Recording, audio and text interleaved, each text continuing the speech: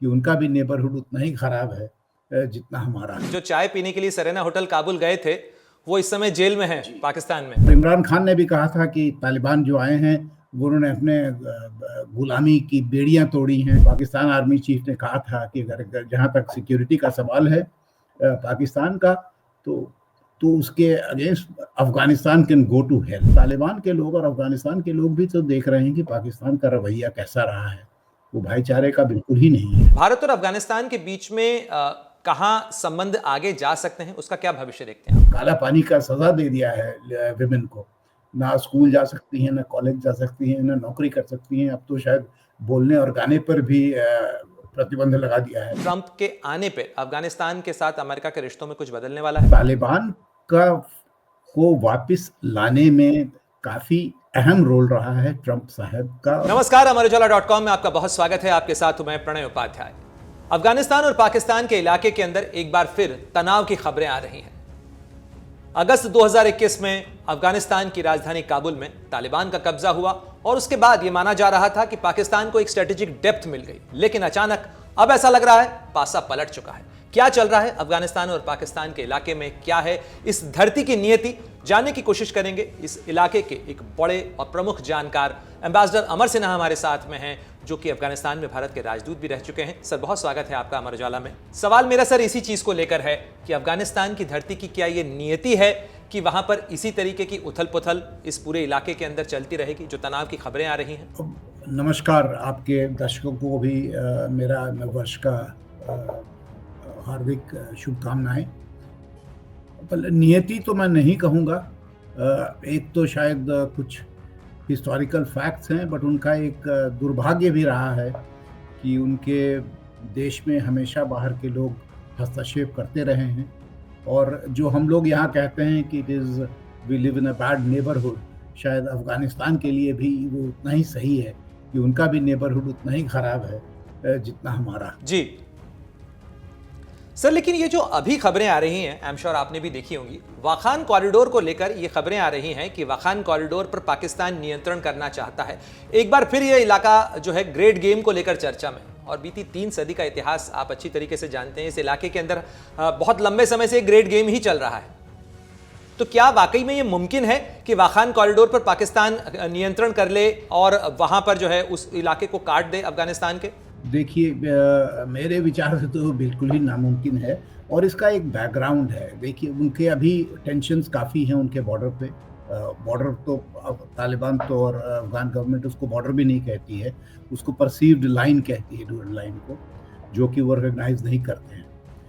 तो जब ये गहमा गहमी ज़्यादा बढ़ी है, तब एक थिंक टैंक ने इस्लामाबाद में एक इस तरह का शगुफा छोड़ा और एक पेपर निकाला कि पाकिस्तान को सेंट्रल एशिया से कनेक्टिविटी के लिए ज़रूरी है कि अफ़गानिस्तान का वाखान कॉरिडोर को ही ऑक्यूपाई कर लें।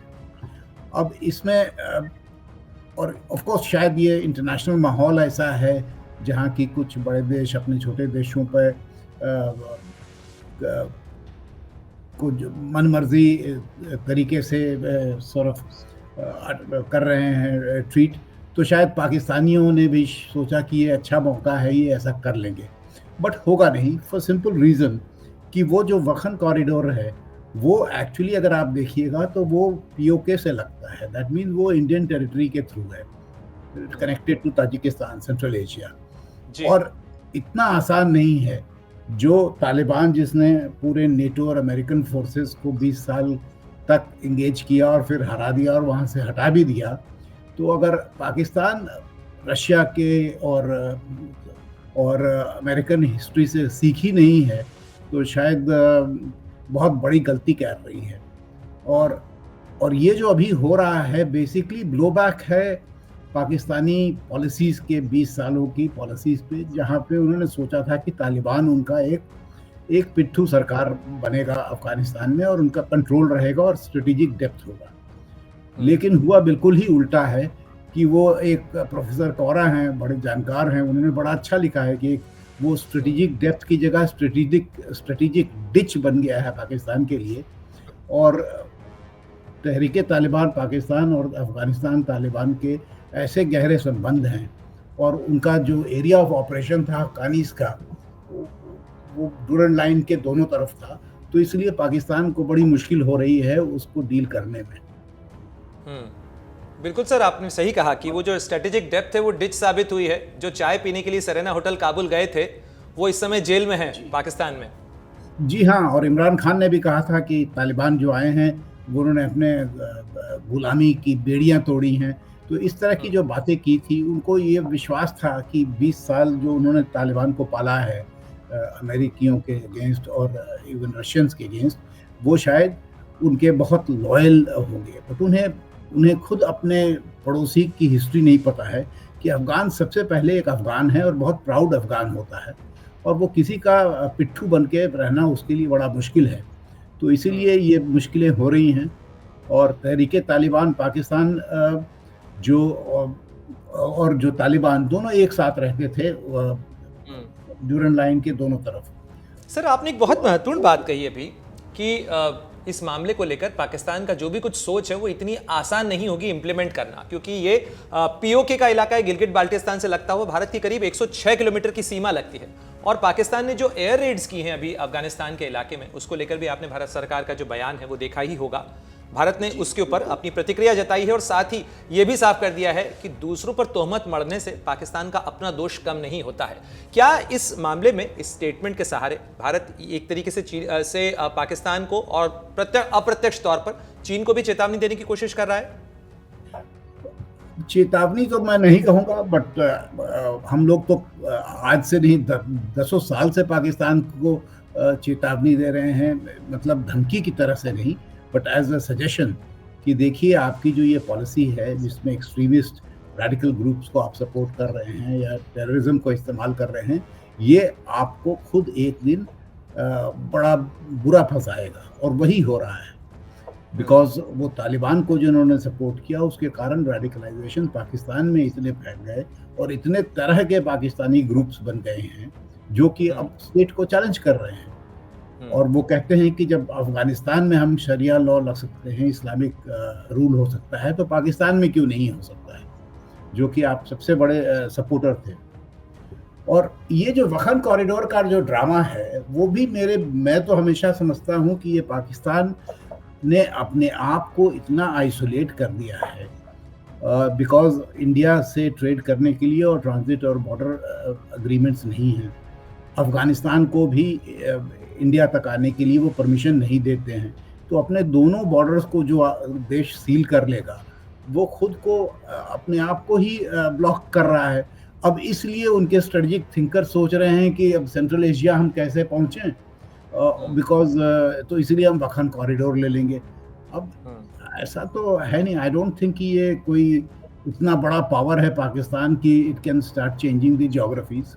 और इसमें फिर उनको चीन से भी परेशानी होगी क्योंकि चीन का भी अफगानिस्तान से बॉर्डर है वखन कॉरिडोर में, और जहाँ पे मैंने रिपोर्ट सुना था कि चीनी डिफेंस सिक्योरिटी के भी कुछ आउटपोस्ट लगाए गए हैं और वो भी सोच रहे हैं कि वहाँ से एक रोड बनाएं। तो इतना आसान नहीं है, ये सब बातें हवा में होती हैं और I can only wish them good luck. अगर उनको अपने देश को और भी तहस नहस करना है तो इस तरह के एडवेंचर पे लगें। सर, ये चर्चाएं जो हैं, जैसे काबुल में सेरेना होटल में जनरल फैज़ हमीद के पहुंचने से चर्चाएं ज़्यादा हवा में आई थी, उसी तरीके से जनरल आसिम मलिक जो कि DGISI हैं इस समय के, उनके ताजिकिस्तान पहुंचने और राष्ट्रपति इमामुल रहमान से मिलने के बाद ये चर्चाएं और ज़्यादा बढ़ी कि इसमें ताजिकिस्तान को भी शामिल करके और उनकी रजामंदी लेने की कोशिश की जा रही है। आप तो खुद ताजिकिस्तान में एम्बेसडर रहे हैं, इस इलाके में क्या ताजिकिस्तान की क्या सेंसिटिविटीज हैं, अगर ऐसा कुछ पाकिस्तान करना चाहता है तो? आई डोंट थिंक कि ताजिकिस्तान किसी तरह से भी उनकी इसमें मदद करेगा, बिकॉज बेसिकली वो एक्सेस चाह रहे हैं ताजिकिस्तान से। और देखिए वो एक्सेस जो ये लड़ाई के थ्रू करना चाह रहे हैं वो डिप्लोमेसी और नेगोशिएशंस के भी थ्रू हो सकता था। जब हम लोगों ने साउथ एशिया का ही ट्रांजिट एग्रीमेंट एग्री किया था, अगर पाकिस्तान खुद मान लेता कि हम ट्रांजिट अफगानिस्तान को हिंदुस्तान के लिए भी देंगे, हिंदुस्तान को अफगानिस्तान के लिए और सेंट्रल एशिया के लिए देंगे, तो ये प्रॉब्लम होता ही नहीं जहां वो कितने आइसोलेटेड फील कर रहे हैं। और अभी तो खैर ताजिकिस्तान देखिए, उनका एक जो काराकोरम हाईवे बना हुआ है चाइना के साथ, उसके थ्रू वो ताजिकिस्तान को अभी भी एक्सेस कर सकते हैं। और उन्होंने बहुत उस पहले पास्ट में कोशिश भी की है कि सेंट्रल एशियंस इस रूट को इस्तेमाल करें, लेकिन हिंदुस्तान की सेंसिटिविटीज़ को मद्देनज़र रखते हुए किसी सेंट्रल एशियन ने इस पे काम नहीं किया कि काराकोरम हाईवे के थ्रू पाकिस्तान को एक्सेस करें। और वो देश भी तो देख रहे हैं कि पाकिस्तान की अंदरूनी हालत क्या है। अगर इतना डिस्टर्बेंस है, जहां आप चीनी इंजीनियर्स और प्रोजेक्ट मैनेजर्स पे भी अटैक कर रहे हैं, उनको भी मार रहे हैं, तो वहाँ पे अभी कौन आएगा? तो ये सब ख्याली बातें हैं and I don't think we should take it very seriously. और जहाँ तक मिलिट्रीली रिस्पॉन्स का सवाल है, I am very confident that the Afghan, even the Taliban forces are quite capable of taking care of Pakistani such misadventures. Sir, मैंने ये सवाल जो है सुहेल शाहीन से भी पूछा था, तो उन्होंने भी यही कहा था कि हमारे जो सुरक्षा बल हैं वो इस इलाके में तैनात हैं, और कोई भी अगर टेरिटोरियल मिसएडवेंचर किया जाता है तो that will be dealt very rigorously. इन शब्दों के साथ सुहेल शाहीन ने कहा था। नो, ये मुझे तो काफ़ी कॉन्फिडेंस है। दो मैं ये कह दूं कि मैं शायद तालिबान सरकार का उतना बड़ा एडमायरर नहीं रहा हूं, बिकॉज काफ़ी आइडियोलॉजिकल डिफरेंसेस कह सकते हैं, लेकिन Afghan as a nation, ultimately Taliban भी उस अफगान नेशन का पार्ट है, तो मैं जानता हूं कि वो इस तरह की बात बिल्कुल ही सहन नहीं कर सकते हैं और इसका बड़ा ही मुंह तोड़ जवाब देंगे। और ये उठता भी है सवाल इसलिए भी सर कि जो देश अपने इलाके के अंदर, चाहे कुर्रम एजेंसी हो, चाहे औरकज़ई का इलाका हो, चाहे खैबर पख्तूनख्वा जैसा स्टेट हो, जब वो नहीं संभल रहा है तो एक नई टेरिटरी में इस तरीके का मिसएडवेंचर करना मुनासिब तो नहीं होगा। लेकिन आते सर उस सवाल के ऊपर कि आखिर ऐसा क्या हुआ अचानक कि अगस्त 2021 के बाद में जहां स्ट्रेटेजिक डेप्थ की बात की जा रही थी वो अचानक डिच में तब्दील हो गया? क्या खराब और कहां खराब हुआ पाकिस्तान और अफगानिस्तान के रिश्तों में? देखिए, अगस्त 21 से ही खराब तो खैर हुआ ही। जब तालिबान यहाँ पावर में आई तो पाकिस्तान रियलाइज कि उनके सारे एक्सपेक्टेशंस अब काफ़ी मीट नहीं करेंगे। उनको शुरू में तो बड़ी खुशी हुई कि हिंदुस्तान ने अपनी एम्बेसी बंद कर दी, सारे वेस्टर्न कंट्रीज़ ने एम्बेसी बंद करके चले गए, लेकिन सारे के सारे 2-3 महीने में वापस आ गए। तो ये तो बड़ा हिस्टोरिकल उनका प्रॉब्लम है अफगानिस्तान और पाकिस्तान का। अभी से नहीं, जब वहाँ पे किंग्स थे तब की बात है ये, और तब से ये डूरन लाइन 1893 का है, तब से ये नासूर बना हुआ है और वो बाउंड्री सेटल नहीं हुई है। और अफगानियों का जो डिमांड है वो है कि एक्चुअली टेरिटरीज जो इंडस रिवर के वेस्टर्न फ्लैंक तक अफगान टेरिटरी है, जिसमें पेशावर, क्वेटा सब आ जाता है। और पाकिस्तान में तो अभी जिस तरह से उनके सिक्योरिटी फोर्सेस और पुलिस ऑफिसर्स पे अटैक हो रहे हैं बलूचिस्तान में, पख्तूनख्वा में, पिछले साल ही आप देखिए करीब 500 से ज़्यादा अटैक हुए हैं। तो जब तक ये इंटरनल सिचुएशन वो स्टेबलाइज नहीं करेंगे, आप सोच सकते हैं कि वो वहीं कहीं बाहर जाके मिसएडवेंचर कर सकते हैं। और ये इस तरह का माहौल पाकिस्तान में बनाया जा रहा है बिकॉज मेरा सोचना है कि शायद पाकिस्तानी मिलिट्री पहली बार रिट्रीट में है पॉलिटिकली। इमरान खान ने उनको काफ़ी सॉर्ट ऑफ पुशबैक दिया है और इमरान खान के सपोर्टर्स ने इस कारण से भी वो कुछ मसल फ्लेक्सिंग कर रहे हैं। और ये खैर अभी तो टीटीपी के कारण ये मिलिट्री एक्शन एयर स्ट्राइक्स हुए हैं, लेकिन जनवरी या फरवरी इस पिछले साल में ही पाकिस्तान आर्मी चीफ ने कहा था कि अगर जहाँ तक सिक्योरिटी का सवाल है पाकिस्तान का, तो उसके against Afghanistan can go to hello.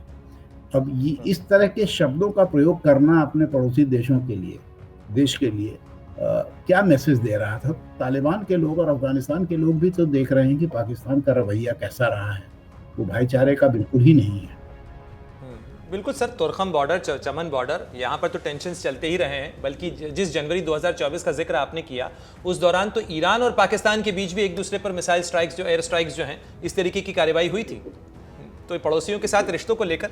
लेकिन सर पाकिस्तान के रवैये पर हम चर्चा कर रहे हैं, लेकिन पाकिस्तान ये जो टीटीपी के हमले हैं, बीएलए की जो कार्रवाई हो रही है बलूचिस्तान के अंदर हो रही है, उस पर सब कुछ की जो तोहमत है वो भारत पर मढ़ता है, और वो ये दिखाने की कोशिश कर रहे हैं कि अफगानिस्तान में अब भारत का इतना असर है कि भारत के प्रभाव में आकर ये सारी कार्रवाइयाँ वहाँ पर हो रही हैं, और टीटीपी के जो बेसिस हैं वो भारत के कहने पे या उसके इशारे पर तालिबान वहाँ बनवा रहे हैं। आप तो वहाँ एम्बेसडर रहे हैं। देखिए, यही आर्ग्यूमेंट हम लोग सुनते थे पहले भी। तालिबान गवर्नमेंट आने के पहले, कि यहाँ की जो डेमोक्रेटिक गवर्नमेंट हैं वो सब इंडिया के साथ मिलके हमें परेशान कर रही हैं। इसीलिए वो चाहते थे कि वहाँ तालिबान सरकार आए। अब तालिबान सरकार आई है, तब भी वो उन्हें कोई ढूँढ रहे हैं स्केपगोट कि किसको ब्लेम करें। तो जब तक वो सिर्फ अपना एनालिसिस नहीं करेंगे कि उनके एक्शंस का क्या रिएक्शंस हो रहा है और उन्होंने कैसे गलत पॉलिसीज़ फॉलो की हैं इस रीजन में, दूसरों को ब्लेम करते रहें, उससे कोई फ़र्क नहीं पड़ेगा। हम लोग तो काफ़ी आदी हो गए हैं, बट दुनिया तो उनको ही कहती है as the chief sponsor and nursery of terrorism. Sir, कई बार इस संदर्भ में चर्चा होती है पाकिस्तान के बाल्कनाइजेशन की। आप इस समय जो पाकिस्तान के इनर फिशर्स हैं उनको देखते हुए आपको कितनी संभावना लगती है या आशंका लगती है? देखिए, वो आशंका तो है ही, बिकॉज बेसिकली वहाँ जो डिस्क्रिमिनेशन हुआ है और इसी कारण बांग्लादेश भी शुरू हुआ था। ये जो वहाँ जो क्लीक है, जो रूलिंग क्लीक, वो दूसरों एथनिसिटीज़ को, वो अफ़गान हों या बांग्लादेशीज़ थे या बलोच थे या सिंधीज़ थे, उनको कभी बराबरी का ओहदा दिया नहीं हिस्टोरिकली। और ये है डीप मेन रीज़न जो यहाँ फिशर्स हैं, और उसको, और वो फिशर्स फिर ज़्यादा उभर जाते हैं जबकि इकोनॉमिक डेवलपमेंट नहीं हो रहा है, गरीबी बढ़ रही है, लोगों को देख रहे हैं कि और भी डिस्क्रिमिनेशन हो रहा है, कुछ ही तबके के लोगों को सारी बेनिफिट मिल रही है, तो इसके कारण है। So these internal things has to be sorted out by Pakistan, otherwise any country which follows such disastrous policies can disintegrate, and Pakistan perhaps is a prime candidate for that.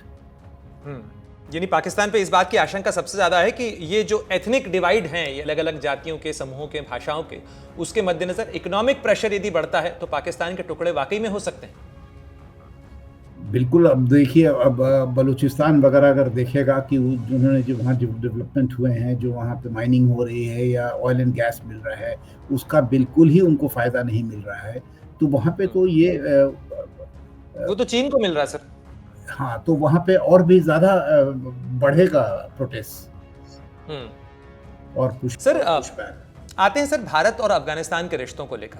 आपने कहा कि आप तालिबान सरकार के, उनके रवैये के और जिस तरीके से वो अफगानिस्तान को एडमिनिस्टर करते रहे हैं उसके आप एडमायरर नहीं हैं, लेकिन भारत ने जो नीति अपनाई, धीरे धीरे स्टेप बाय स्टेप अफगान लोगों के प्रति जो अपना सपोर्ट है उसको बरकरार रखा, धीरे धीरे से अपना एक छोटा सही लेकिन मिशन वापस से एक्टिव किया है ताकि डेवलपमेंटल प्रोजेक्ट्स न रुकें। भारत और अफगानिस्तान के बीच में कहाँ संबंध आगे जा सकते हैं, उसका क्या भविष्य देखते हैं आप? देखिए, हमारी जो पॉलिसीज़ है अभी काफ़ी प्रैक्टिकल पॉलिसीज़ है, बिकॉज तालिबान एक रियलिटी है। और मैंने जो कहा कि मैं तालिबान का ज़्यादा एडमायरर नहीं रहा हूँ, बिकॉज देखिए, तालिबान के कुछ एलिमेंट्स जो थे, जब हम लोग थे 2021 के पहले, इंडिया को सबसे बड़ा सिक्योरिटी थ्रेट इंडियन मिशन को तालिबान और तालिबान से रिलेटेड फोर्सेस से आता था। हम लोगों ने कभी भी तालिबान को ब्लेम नहीं किया था, लेकिन हमें मालूम था कि कुछ एलिमेंट्स जो कि तालिबान के साथ हैं, मिले जुले हैं, और कुछ एलिमेंट्स जो कि स्पॉन्सर्ड थे पाकिस्तानियों के एजेंसीज के थ्रू। ये इनका सहारा है या इनके पीछे से हम पे हमेशा वॉर करने की कोशिश है। आपका इशारा सर हक्कानी नेटवर्क को लेकर है? जी, हक्कानियों का तो काफ़ी रोल रहा है। इनफैक्ट आप देखिएगा अपने भी स्टेटमेंट्स, अब तो वो भी सरकार में हैं, और हम लोगों की नीति रही है कि हम हर तरह के अफ़गान से, entire broad spectrum of Afghan leadership से हम लोग इंगेज करेंगे। और इसलिए जब तालिबान वहाँ आई है तो हम लोगों ने वहाँ अपना मिशन खोला है, टेक्निकल मिशन। बेसिकली हमारे जो हिस्टोरिकल रिलेशनशिप है अफ़गान लोगों से, उसको मद्देनज़र रखते हुए कि हम जो भी एड, असिस्टेंस, डेवलपमेंट प्रोजेक्ट्स कर रहे हैं वो सब हम लोग जारी रखें। और मैं तो खैर, हम तो अब सिर्फ अपील ही कर सकते हैं तालिबान से कि उनको भी अगर सही मायने में सरकार चलानी है और अफ़गानिस्तान की यूनिटी बनाए रखनी है, तो उनको भी थोड़ा डाइवर्सिफाई करना पड़ेगा, नॉन आइडियोलॉजिकल वे में इवॉल्व करना पड़ेगा। और कोई भी देश जब 50% आबादी को आप एक तरफ कर देंगे और जेल, समझिए वो तो काला पानी का सज़ा दे दिया है विमेन को, ना स्कूल जा सकती हैं, ना कॉलेज जा सकती हैं, ना नौकरी कर सकती हैं, अब तो शायद बोलने और गाने पर भी प्रतिबंध लगा दिया है। तो ये सब पॉलिसीज़ आज के ज़माने में, जबकि पूरी दुनिया इंटरकनेक्टेड है, सब कोई देख रहा है, जहाँ सिर्फ देश नॉलेज के ही बेसिस पे डेवलप करते हैं, ये तो पॉलिसीज़ अपने आप को 17th और 16th सेंचुरी में ले जाने के लिए कर रहे हैं। तो ये सब चीज़ें करनी पड़ेगी, इसका प्रेशर इंटरनली अफ़गान की तरफ से ही आएगा और शायद धीरे-धीरे तालिबान समझे कि देखिए दूसरे इस्लामिक मुझे मुल्कों में याद भी। है आपने 2021 में जब ये घटनाक्रम हो रहा था, उस समय जब आपसे बात हुई थी, तो आपने कहा था कि ये तालिबान के लिए भी एक टेस्ट है, एक इंटरनेशनल टेस्ट है। 4 साल बाद रिपोर्ट कार्ड, आपका रिपोर्ट कार्ड क्या कहता है? तालिबान फेल हुआ है इस मेरा टेस्ट में? रिपोर्ट कार्ड कहता है कि I will not give them very high marks. और मैं इसमें तालिबान में भी मैं डिस्टिंग्विश करना चाहता हूँ कि कुछ एलिमेंट्स हैं, and you can see that actually, कि कुछ एलिमेंट्स हैं जो काफ़ी प्रोग्रेसिव हैं, प्रैक्टिकल हैं। वो भी देख रहे हैं कि देखिए सऊदी अरेबिया के जैसा देश, जो कि इतना इस्लामिक मुल्क था, उसने कितनी तरह की आज़ादी दी लोगों को। तो महिलाओं को ये ड्राइविंग सब, की आज़ादी मिल गई। हाँ, हाँ, सब कुछ, म्यूज़िक कॉन्सर्ट्स हो रहे हैं। यू सी देखिए ये सब तो, ये बड़ा रूढ़िवादी इंटरप्रिटेशन है एक इस्लाम का, जबकि कुरान में ये सब नहीं लिखा है। तो ये तो 1-2 मुल्ला लोग कर रहे हैं, तो उसके अगेंस्ट तो कुछ तालिबान में भी आवाज़ें निकल रही हैं, लेकिन वहाँ पे वो हायरार्की को रिस्पेक्ट इतना किया जाता है कि शायद खुल के अभी तक ये बात नहीं हुई है, लेकिन बट इंटरनल प्रेशर बढ़ेगा धीरे-धीरे कि भाई इसको नॉर्मलाइज़ कीजिए सिचुएशन को। सर, अफगानिस्तान के इलाके के अंदर पिछले का खास तौर पर अगर पिछले कुछ सालों की बात करें, कुछ दशकों की बात करें, तो उस दौरान अमेरिका से उसकी किस्मत कहीं ना कहीं जुड़ी रही है और अमेरिका में एक बार फिर एक रिजीम चेंज हो रहा है। नए राष्ट्रपति के तौर पर डोनाल्ड ट्रंप आ रहे हैं। पिछली बार जब वो थे तो उन्होंने तालिबान के साथ में डील की थी, दोहा की डील, और अमेरिकन फोर्सेस का विड्रॉल साइन तो उन्हीं के समय में हुआ था, इंश्योर बाद में हुआ हो भले ही। साथ ही उसी दौरान उन्होंने मदर ऑफ ऑल बम भी गिराया था अफगानिस्तान के इलाके में। मैं अभी कल देख रहा था शेर मोहम्मद अब्बास तानिकजाई का एक बयान, जिसमें उन्होंने कहा था कि अमेरिका में अब नया एडमिनिस्ट्रेशन आ रहा है, तो हम अपेक्षा करेंगे कि वो भी एक बदली हुई नीति के साथ अफगानिस्तान के प्रति रवैया रखे और जो डेवलपमेंटल एड है, बाकी चीज़ें रुकी हुई हैं। आपको लगता है कि ट्रंप के आने पर अफगानिस्तान के साथ अमेरिका के रिश्तों में कुछ बदलने वाला है? देखिए शायद कल या परसों किसी पब्लिक कॉन्फ्रेंस में वो कह रहे थे कि हम $40 मिलियन अभी भी दे रहे हैं, पैसे बर्बाद कर रहे हैं। $40 मिलियन हर वीक शायद असिस्टेंस आता है।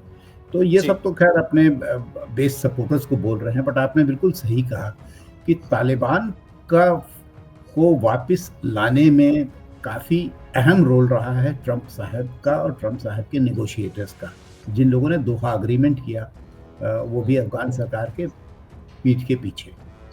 और उसके बाद ऑफ कोर्स थोड़ा मिसमैनेजमेंट हुआ विड्रॉल में, बट स्टेज तो सेट करके गए थे। वो जब जा रहे थे, उन्होंने वहाँ के अमेरिकन फोर्सेस को भी विड्रॉ कर दिया था जनवरी जब वो हटे थे 4 साल पहले।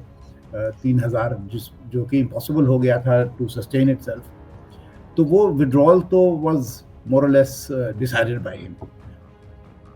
अफगानिस्तान को जो पैसे दे रहे हैं, उनको ये भी सोचना चाहिए कि देखिए उसमें अफगानिस्तान का भी ट्रस्ट फंड में करीब $9 बिलियन था, जो कि जब सरकार गिरी तो अमेरिकन रिजीम ने उसको सैंक्शंस में लगा के रख लिया था।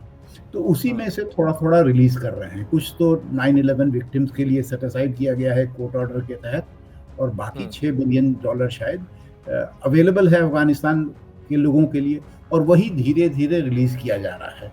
और कुछ एड और असिस्टेंस, बिकॉज एक तबका है अमेरिका में भी जो सोचता है कि Taliban can become a partner in anti terror और रीजन को कंट्रोल करने में। तो इसलिए ड्रास्टिक चेंज नहीं होगा पॉलिसी में, बट आई डोंट थिंक कि ऐसा भी हो जाएगा कि Americans will go and recognise them. वैसा भी अभी नहीं होने वाला लगता है। सर, एक छोटा सा क्लैरिफिकेशन बताइएगा कि ये जो $40 मिलियन जा रहा है, जैसा आप कह रहे हैं कि ये तो वो एड फंड में है जिसको सीज कर दिया गया था उस समय, और that was made subjected to certain policy measures which Taliban may take और मे नॉट टेक। लेकिन ये भी रिपोर्ट्स लगातार आ रही हैं कि ये जो फंड जा रहा है अमेरिकन 40 लाख के करीब जो अमेरिकी डॉलर का जा रहा है, ये फंड जो है वो जा कुछ लोगों के पास रहा है, तालिबान के पास या तालिबान के भी कुछ सेक्शन ऑफ नेताओं के पास में जा रहा है। ये नीचे अफगान लोगों के लिए नहीं जा रहा है। आपकी रिपोर्ट क्या कहती है? देखिए, वो सरकार को चलाने के लिए जा रहा होगा, बिकॉज अभी भी और ये था कि अगर वो भी नहीं देते तो जब एक बार जब तालिबान आया और अफ़गान इकोनॉमी कोलैप्स कर गई तो नियरली 80% लोग अफ़गानिस्तान में पॉवर्टी लाइन के नीचे चले गए। ना वहाँ मेडिसिन्स थे, ना ड्रग्स थे, ना खाने का सामान था। तो उस वक़्त तो इंडिया ने भी भेजे थे व्हीट वगैरह और मेडिसिन्स। तो बट गवर्नमेंट की भी तो एक्सपेंसेस होती हैं। और आप ये मानिए कि तालिबान ने एक काम अच्छा किया है कि बिकॉज़ आई थिंक करप्शन पे शायद रोक हुआ है या लीकेजेस पे रोक किया है कि उनके जो कस्टम्स रेवेन्यूज हैं उसको बहुत बढ़ा दिया है। उसको करीब $2.5 बिलियन कर दिया है, जो कि उस वक्त जब हम लोग वहाँ थे तो 500 और $1 बिलियन मिलता था उनको रेवेन्यू। तो रेवेन्यू अपना काफ़ी बढ़ाया है। तो लेकिन वो सपोर्ट अभी भी तो मेरे हिसाब से तो वो 40 मिलियन जो आ रहा है वो अफगान का ही एक्यूमुलेटेड पैसा था जो उनको मिलना था, अभी वो आ रहा है। Now whether in accounting head America उसको एड दिखा रहा है, क्या दिखा रहा है, इसकी जानकारी मुझे नहीं है। और ये तो हमेशा ही बिकॉज वहाँ एनजीओज और जो डिस्ट्रीब्यूशन नेटवर्क्स थे वो सबको तो तालिबान ने हटा दिया है। सो अब कितनी इफेक्टिवली ये एड जो भी लोग दे रहे हैं उसकी डिलीवरी ऑफ सर्विसेज कितनी अच्छी है, उसकी पहुंच प्रोविंसेस तक कितनी है, ये कहना अभी बड़ा मुश्किल है बिकॉज इन पे इंफॉर्मेशन फ्लो अफगानिस्तान से ज़्यादा आता नहीं है। सर एक आखिरी सवाल, जब हम इस वार्ता को कंक्लूड करें उससे पहले आपको क्या लगता है, ये वो इलाका है जो एक समय में गांधार का इलाका था, एक समय में राजा रंजीत सिंह का शासनकाल भी अफगानिस्तान के कई इलाकों तक था, लेकिन क्या आपको लगता है कि हिस्टोरिकली कॉलोनियल जो राज था, ब्रिटिश राज था, उसके साथ इस इलाके के अंदर कई बीज ऐसे बोए गए हैं, कई फॉल्ट लाइंस ऐसी बनाई गई हैं कि भारत की आज़ादी, भारत के विभाजन के इतने साल बाद भी अभी तक इस पूरे इलाके के अंदर वो फ्रैक्चर्स कह लीजिए या फॉल्ट लाइंस जो हैं वो बरकरार हैं, जहां लगातार झटके आते रहते हैं? एक तरह से कहिए तो हाँ सही है, बिकॉज देखिए जो हम लोग तो ऑफ कोर्स कहते हैं कि American started using political Islam, but actually Afghanistan के अगेंस्ट पॉलिटिकल इस्लाम और मुल्ला का और रेडिकल इस्लाम का इस्तेमाल अंग्रेज़ों ने 19वीं सेंचुरी में ही कर दिया था। और हमेशा ही इसी रीजन से जो अभी खैबर पख्तूनख्वा कहलाता है, बॉर्डरिंग रीजन से के ट्राइबल्स मुल्लाज को और ट्राइब्स को हमेशा यूज़ करते थे as pressure point on Kabul leadership. तो वो पॉलिसी अनफॉर्चुनेटली उनके अभी तक चलती रही है उसी तरह से, and the same history gets repeated with different actors. But मैं देखता हूँ कि अब उसी कड़ी में एक्चुअली जो अब आप जो देख रहे हैं, जो इस्लामिक स्टेट जो कि तालिबान पे अब हमला कर रहा है, वो भी मेरे हिसाब से उसी कड़ी का एक मतलब उसी चेन का एक कड़ी है और उसी वायरस का एक वेरिएंट है। हाँ बिल्कुल। और ये हमेशा एक ग्रुप रहता है, कुछ उसके काफ़ी लिंक्स होते हैं, कुछ परहैप्स एक्सटर्नल सपोर्ट भी होता है जो कि is always used to put pressure on Kabul. Sir बहुत बहुत धन्यवाद अपना समय देने के लिए, इस चर्चा में हमें हमारी तमाम जानकारियां देने के लिए। और उम्मीद की जानी चाहिए कि एक बेटर सेंस प्रिवेल करेगा, खासतौर पर अमन और शांति के लिए, क्योंकि असर चाहे बंदूक और बारूद जो है अफगानिस्तान और पाकिस्तान की सीमा पर चले, लेकिन ये पूरा क्षेत्र जुड़ा हुआ है, इसलिए असर कहीं ना कहीं पूरे दक्षिण एशिया और एशिया की शांति पर पड़ता है। बहुत बहुत धन्यवाद सर। धन्यवाद। अमर उजाला जीवांजलि के सारथी की मदद लें और महाकुंभ में स्नान जरूर करें।